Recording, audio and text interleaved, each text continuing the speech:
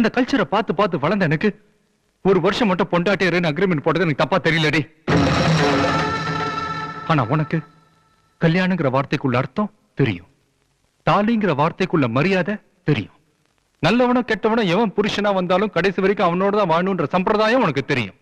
இதெல்லாம் தெரிஞ்ச நீ எதுக்காக ஒரு வருஷம் மட்டும் பொண்டாட்டே இருக்கேங்கிற அக்ரிமெண்ட் கையெழுத்து போட்டேன்ற விஷயத்த எமோஷனலா நீயே சொல்லிரு. சொல்லு. ஏன் தலை கொஞ்சம் நிக்கிற? ஏன் விஸ்வநாதனோட பையன் கல்ச்சர் தெரியாம தப்பா வளர்ந்துட்டு வந்துட்டான், அவனை நம்ம கல்யாணம் பண்ணிக்கிட்டு திருத்துவோன்றதுக்காகவா?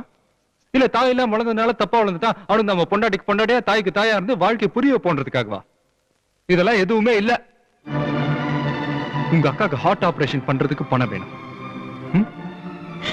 உன் தங்கச்சிக்கு வரதட்சணை கொடுக்கறதுக்கு பணம் வேணும், உன் தம்பிக்கு வேலை வேணும். இதெல்லாம் வேணும்னா விஸ்வநாதன் மாதிரி ஒரு பெரிய பணக்காரனுடைய பையன் வேணும். உனக்கு நான்